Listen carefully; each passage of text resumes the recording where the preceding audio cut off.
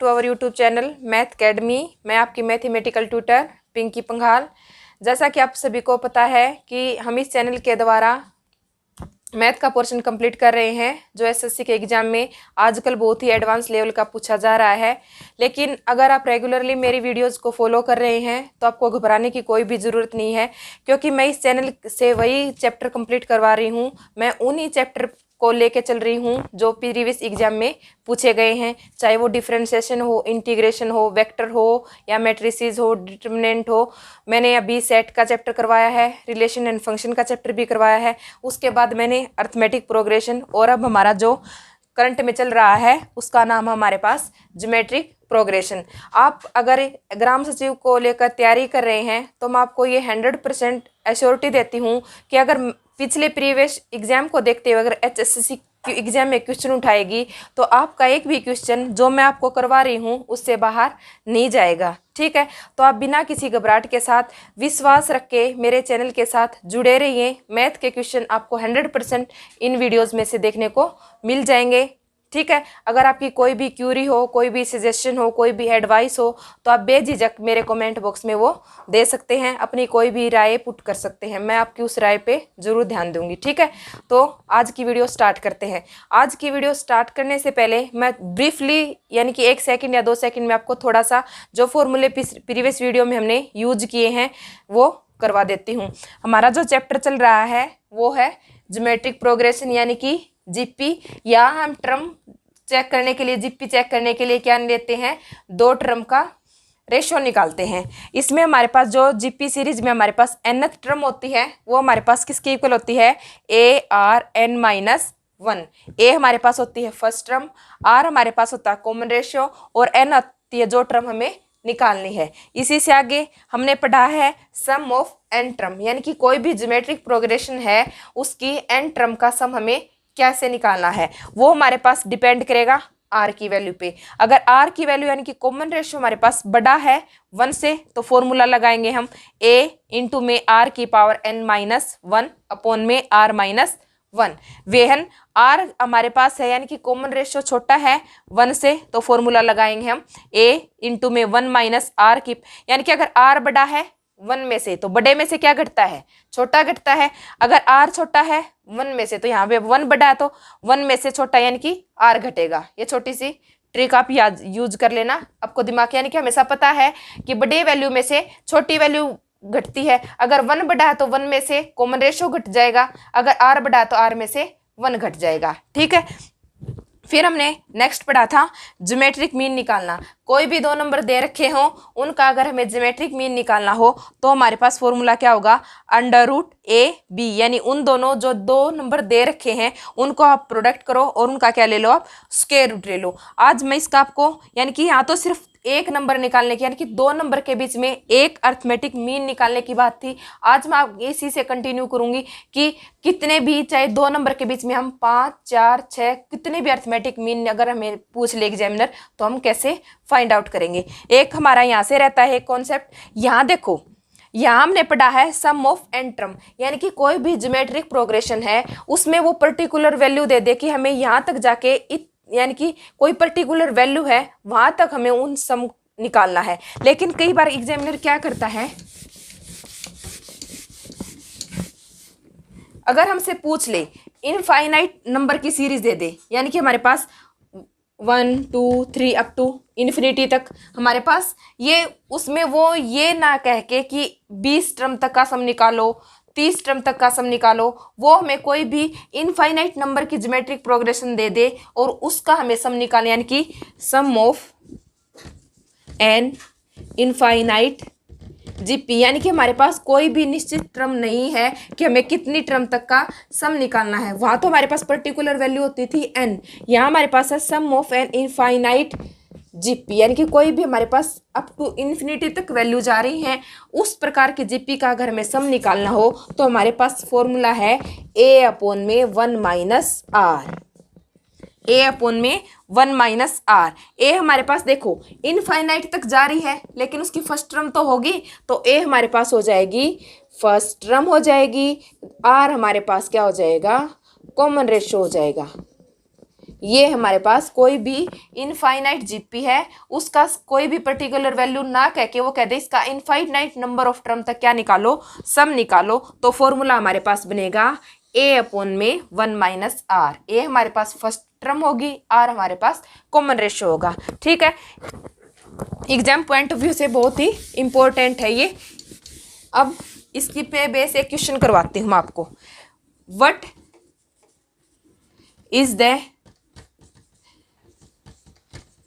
Value of 7 की power 6/7, 7 की power में है इंटू में 7 की पावर 6 अपॉन में 7 का स्क्वायर, फिर है इंटू में ही है 6 की पावर 6 अपॉन में 7 क्यूब अप टू इन्फिनिटी। ये हमारे पास इन्फिनिटी तक जारी है, हमें इसका सम निकालना है, हमें इसका क्या निकालना है, यानी कि इसकी वैल्यू फाइंड आउट करनी है। अब इसकी वैल्यू आजकल ये चलन गया क्या, वो सीधी हमें कोई भी जीपी दे दे, वो इस टाइप से किसी वैल्यू के पावर में हमें कोई टर्म देता है और उसकी वैल्यू हमें बतानी होती है। इसमें ये नहीं बतानी दे रखा कि उसने सम पूछा है, टर्म पूछी है, कुछ नहीं, यानी कि एक मिक्स टाइप से उसने क्या दे दिया, हमें ये क्वेश्चन दे दिया। अब आपको पता है यहाँ भी 7 की पावर कितनी हमारे पास, इसका मतलब है ये मैंने लगा, इसका मतलब है 6/7। जो मैं इस टाइप से ये लगा रही हूँ ना, ये ओब्लिक लगा रही हूँ, इसका मतलब है 6, यानी कि 6/7 ही मतलब है। ठीक है इसका। अब देखो मैंने आपको बताया है कोई भी टर्म हो, कितनी भी टर्म हो, अगर वो प्रोडक्ट में दे रखी हो उनका, देखो ये हमारे पास क्या बनता है m की पावर n, तो n तो इसकी क्या है हमारे पास पावर है और m इसका क्या है बेस है। m यानी कि बेस m की पावर n है तो m इसमें बेस बोला जाएगा और n इसकी क्या बोली जाएगी पावर बोली जाएगी। अब मैंने बताया है अगर हमारे पास एक से ज़्यादा टर्म हो सेम बेस की, यानी कि m की, यहाँ तो हमारे पास m की पावर n है, अब इसी के प्रोडक्ट में होना चाहिए वो m की पावर x हो, m की पावर y हो, तो इनका बेस देखो, बेस इसका भी m है, x की पावर है इसका भी बेस m है, y की पावर जहाँ वहाँ भी हमारे पास क्या है बेस सेम है, और इनके बीच में हमारे पास क्या है प्रोडक्ट है, यानी कि एक दूसरे के साथ ये क्या हो रही है मल्टीप्लाई हो रही है। यानी कि इस टाइप से अगर आपको टर्म दे रखी हो जिनके बीच में प्रोडक्ट रिलेशन हो और उनका बेस सेम हो, तो उनकी पावर क्या हो जाती है हमारे पास ऐड हो जाती है। ठीक है, तो ऐड हो जाएंगी तो m की पावर हमारे पास क्या बन जाएगा n प्लस में x प्लस में y, इस टाइप से हम उसको कन्वर्ट कर सकते हैं। बेस सेम हो तो पावर हमारे पास क्या हो जाती है ऐड हो जाती हैं। ठीक है, तो यहाँ भी हमारे पास बेस भी का क्या है 7 है, बेस हमारे पास इसका बेस भी 7, इसका बेस भी 7 और इसका बेस भी 7। अगर इनका बेस सेम है तो इनकी पावर को हम क्या कर लेंगे ऐड कर लेंगे, यानी कि किस में कन्वर्ट हो जाएंगी 7 की पावर हो जाएगी 6/7, 6/7 का स्क्वायर, 6/7 का क्यूब प्लस में अप टू इन्फिनिटी तक जाएंगी। ये कोई भी पर्टिकुलर वैल्यू नहीं दे रखी कि जहाँ जाके ये वैल्यू स्टॉप हो जाएंगी। ठीक है, यानी कि अप टू इन्फिनिटी तक है। अब आप चेक करोगे 7 है, इसकी पावर में हमारे पास ये 6 इसमें भी है, 6 इसमें भी है, 6 इसमें भी है, 6 नेक्स्ट वाली में भी होगा, यानी कि इसमें से 6 को क्या ले लेंगे हम कॉमन ले लेंगे। 6 को कॉमन लेंगे तो यहाँ हमारे पास क्या बचेगा 1/7, 1/7 का स्क्वायर, 1/7 का क्यूब अप टू इन्फिनिटी तक। अब आप 1 मिनट के लिए इस पोर्शन को भूल जाओ, 1 मिनट के लिए आप इसको स्किप कर दो अपने दिमाग से और क्या किस पे फोकस करो सिर्फ 1/7 प्लस 1/7 का स्क्वायर, 1/7 का क्यूब। अब देखो एग्जामिनर कैसे घुमा फिरा के क्वेश्चन दे रखा है, अगर वो सीधा हमें ये देता 1/7 प्लस 1/7 का square, 1/7 cube up to infinity, इसका सम फाइंड आउट करो, तो हम डायरेक्ट बता देता कि हमारे पास ये क्या बन रही है जीपी बन रही है और किस कहाँ तक है इनफाइनाइट वैल्यू तक है, तो हम इसका डायरेक्ट सम निकाल देते हैं। लेकिन अब एग्जामिनर इसी टाइप से हमें क्वेश्चन देता है कि घुमा फिरा के किसी की पावर में दे देगा, किसी के डिवाइड में मल्टीप्लाई, इस टाइप से हमें क्वेश्चन देता है। तो यहाँ उसने हमारे पास घुमा के क्वेश्चन दे रखा था। अगर हमने अच्छे से कॉन्सेप्ट को समझ रखा है तो हम इजीली उसको पहले से बेस सेम है तो पावर को ऐड कर देंगे, जो वैल्यू कॉमन आ रही है उसको हम कॉमन ले लेंगे, फिर हमारे पास ये क्या बन रही है जीपी बन रही है, क्योंकि 1/7 स्क्वायर को 1/7 से डिवाइड करोगे तो क्या आएगा 1/7 आएगा, 1/7 क्यूब को 1/7 स्क्वायर से डिवाइड करोगे तो 1/7 ही आएगा। ठीक है, जीपी बन रही है। अब सिर्फ फोकस करो एक बार इसको आप भूल जाओ, इसको आप भूल जाओगे, हमारे पास क्या है 1/7, 1/7 स्क्वायर अप टू इन्फिनिटी तक है। फर्स्ट टर्म हमारे पास क्या है 1/7, कॉमन रेशियो भी क्या बना हमारे पास 1/7। तो कोई भी इनफाइनाइट जीपी का सम निकालने का फॉर्मूला क्या होता है हमारे पास a अपॉन में 1 माइनस आर। ए हमारे पास कितना है 1/7, यानी कि फर्स्ट टर्म 1 में से क्या घटाएंगे कॉमन रेशियो, वो भी हमारे पास कितना है 1/7 है। जब 1 माइनस 1/7 करेंगे तो इसका एलसीएम लेंगे तो हमारे पास क्या आएगा, मैं स्टेप बाय स्टेप आपको करके दिखा रही हूँ। आप जब एग्जाम एक बार, क्योंकि यहाँ से आपका कॉन्सेप्ट अगर क्लियर हो जाएगा ना तो आप 1 सीधा डायरेक्ट अपने आप दिमाग में कर सकते हो कि 1 माइनस 1/7 जाएगा तो हमारे पास 6/7 बचेगा। लेकिन मैं यहाँ चाहे टाइम थोड़ा ज़्यादा लग जाए, लेकिन कई लो लेवल के भी बच्चे हैं और हाई लेवल के भी बच्चे हैं। कई बच्चों को अगर ये समझ में ना आए कि मैम ने सीधा 6/7 रह जाएगा तो उनके ये बात उनके दिमाग में रह जाएगी, उनको फिर आगे जो पढ़ेंगे वो भी डाउट लगेगा कि ये कैसे आए, ये कैसे आएगा। इसलिए मैं चाहे थोड़ा सा टाइम लंबी वीडियो हो जाए, थोड़ा टाइम लग जाए, लेकिन मैं आपको ऐसा करवाना चाहती हूँ कि जिससे आपके दिमाग का छोटे से छोटा डाउट भी क्या हो जाए, क्लियर हो जाए। इसलिए मैं हर एक स्टेप को लिख रही हूँ। देखो 1 माइनस 1/7, 7 एलसीएम लोगे, 7 की मल्टीप्लाई 1, आई होप एलसीएम आता होगा आपको, मल्टीप्लाई करोगे 7 की 1 के साथ तो 7 आ जाएगा, और यहाँ से हमारे पास 6/7 आ जाएगा। ठीक है, 6/7 आ गया तो हमारे पास ऊपर क्या था 1/6 था, नीचे हमारे पास क्या आ गया 1/6/7 आ गया। पलट दोगे 1/6 है, 6/7 को अगर ऊपर लेके जाओगे तो हमारे पास क्या बन जाएगा 7/6 बन जाएगा। क्या बन जाएगा हमारे पास 7/6 बन जाएगा। ये सॉरी, फर्स्ट टर्म हमारे पास क्या है, फर्स्ट टर्म हमारे पास क्या है 1/7। जब हमने 1 माइनस आर किया तो हमारे पास कितना आ गया 6/7। जब 1/7 है और 6/7 को ऊपर लेके जाएंगे तो टर्म हमारे पास पलट जाती है, क्या हो जाएगा 7/6। 7 से 7 कट गया, यानी कि हमारे पास क्या आ गया, ये 1/6 आ गया।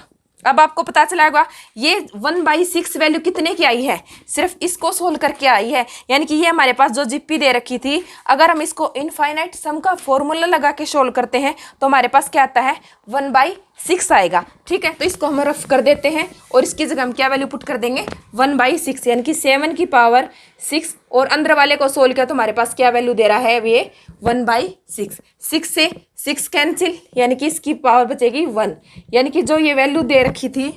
देखो एग्जामिनर कितना चालाक है, उसने कैसे घुमा फिरा के हमें क्वेश्चन दिया, लेकिन हमें घबराएंगे नहीं, जस्ट एक सेकंड के लिए उसको सोचेंगे कि कैसे सोल्व कर सकते हैं, फिर हमें ऐसे इसको सोल्व कर देंगे। इसका वैल्यू आई हमारे पास 7। ठीक है, आपको ये लेंथ ही लग रहा होगा, लेकिन आपको घबराने की ज़रूरत नहीं है, क्योंकि वो कहावत सुनिए ना आपने, practice makes a man perfect. यानी कि जैसे जैसे आप अब एक क्वेश्चन किया, आप इससे रिलेटेड अगर आपने 4-5 क्वेश्चन कर लिए तो जब आपको प्रैक्टिस हो जाएगी, तब आप बिल्कुल माइंड से लिखने पे बिना पेपर पेन के भी आप डायरेक्ट उनको कई रिजल्ट होंगे जो आप सीधा वहाँ पे पुट कर सकते हो, जो आपको टाइम बचाएंगे। ठीक है, इस टाइप से तो था हमारे पास इनफाइनाइट नंबर दे रखी हो। किस टाइप से, मैं डायरेक्ट ये लेके भी सोल्व करवा सकती थी, लेकिन मैंने सोचा क्योंकि अगर मैं एग्जाम के लिए पढ़ा रही हूँ, अगर मैं एग्जाम पॉइंट ऑफ व्यू से आपको क्वेश्चन नहीं करवाऊंगी तो मेरे पढ़ाने का कोई मतलब नहीं है। ठीक है, अब आपको पता चल गया कि एग्जामिनर इस टाइप से भी क्वेश्चन हमें दे सकता है। ठीक है,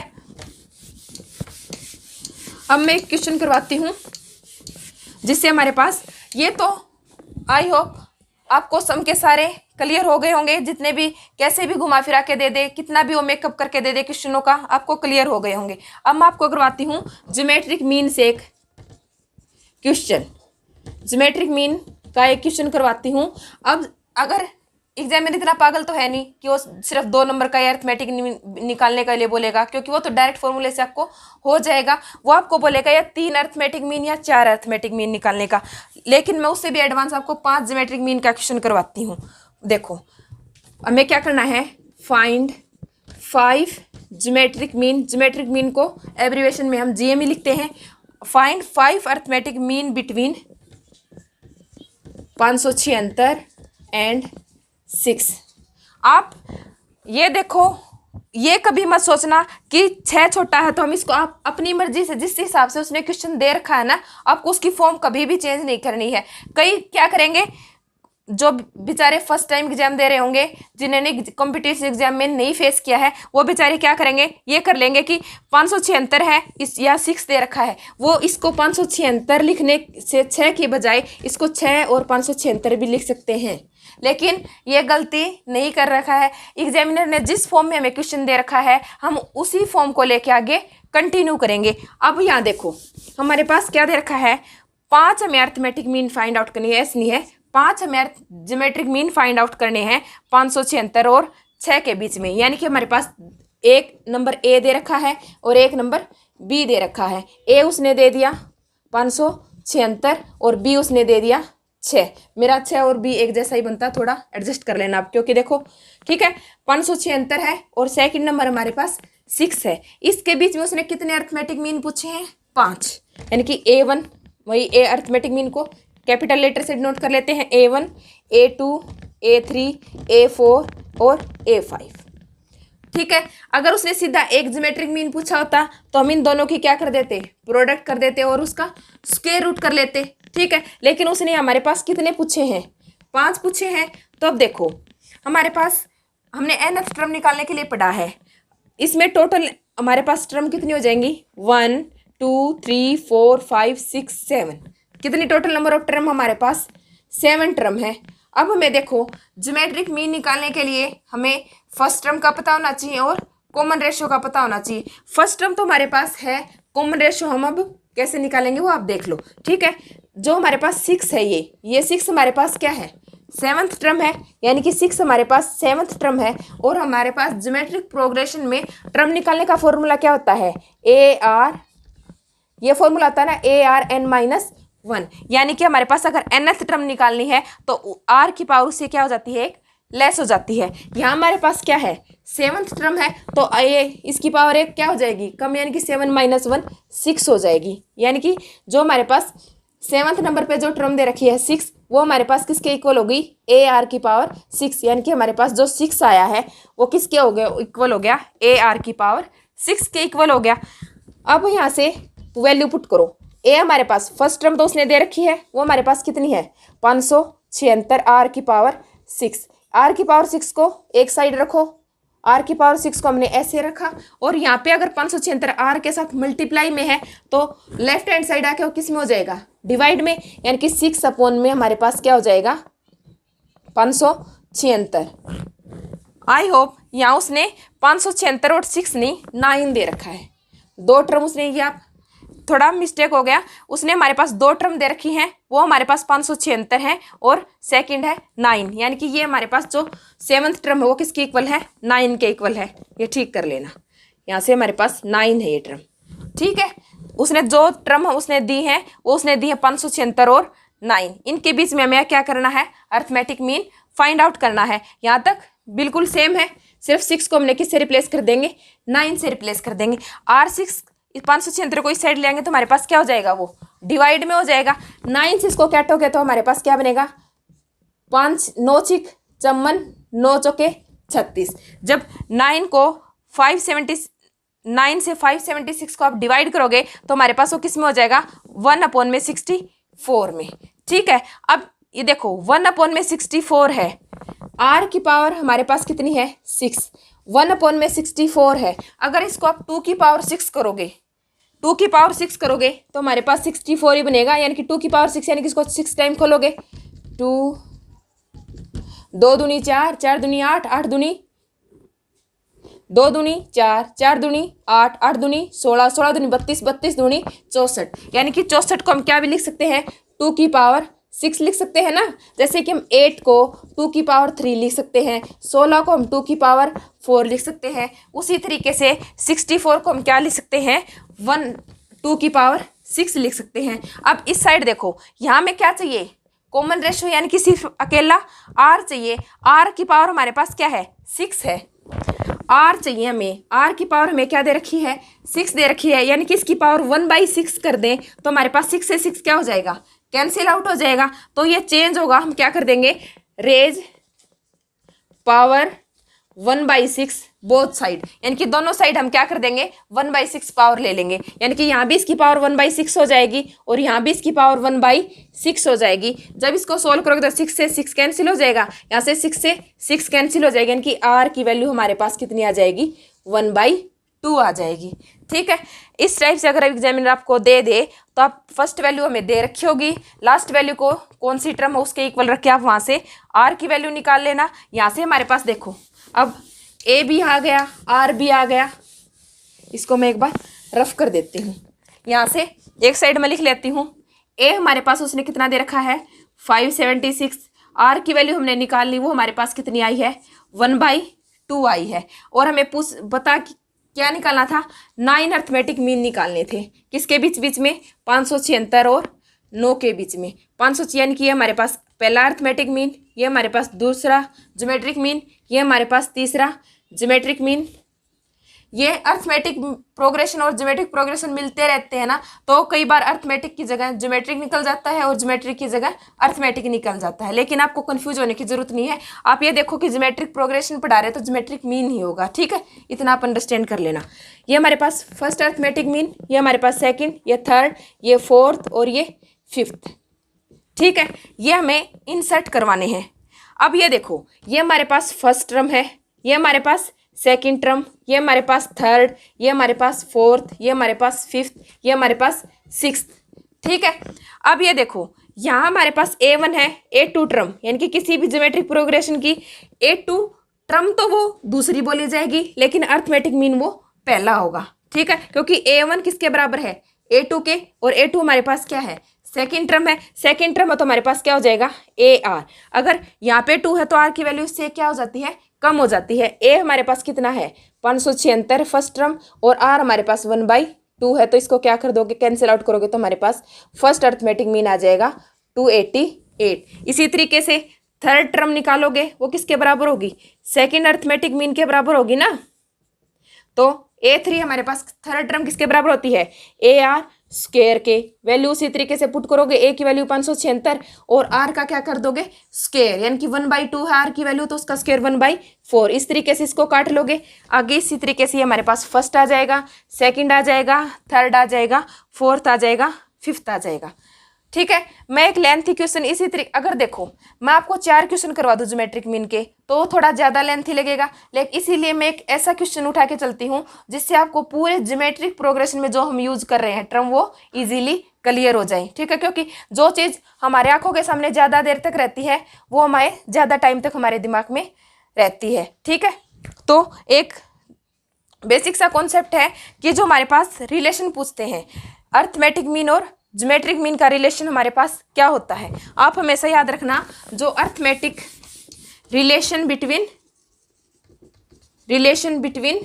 अर्थमेटिक मीन और ज्योमेट्रिक मीन, यानी कि हमारे पास जो अर्थमेटिक मीन है और जो ज्योमेट्रिक मीन है उनका रिलेशन क्या होगा, ये दोनों किस तरीके से रिलेटेड है। तो आपके दिमाग में हमेशा ये बात रहनी चाहिए कि जो अर्थमेटिक मीन होता है वो हमेशा ज्योमेट्रिक मीन से हमारे पास क्या होता है बड़ा होता है, यानी कि हम अर्थमेटिक मीन हमारे पास ग्रेटर देन हो जाएगा ज्योमेट्रिक मीन से।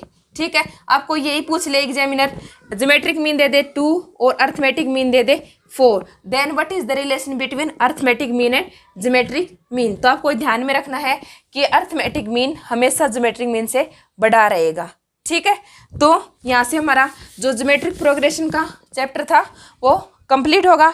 नेक्स्ट वीडियो में मिलते हैं एक किसी नेक्स्ट चैप्टर के साथ, जो वही उठाऊंगी जो HSCC के पॉइंट ऑफ व्यू से इम्पोर्टेंट होगा। ठीक है, अगर आपके दिमाग में कोई ऐसा चैप्टर हो जो आप करना चाहते हो ग्राम सचिव के एग्जाम से पहले तो आप कमेंट बॉक्स में उसको बता देना। मेरे को तो वही पढ़ाना है जो आप पढ़ना चाहते हो, मैं अपनी मर्जी नहीं चलाऊंगी। जो भी आप लोग बताओगे जिस हिसाब से भी बताओगे मैं उसी हिसाब से यहाँ से आपको पढ़ा दूंगी। ठीक है, थैंक यू।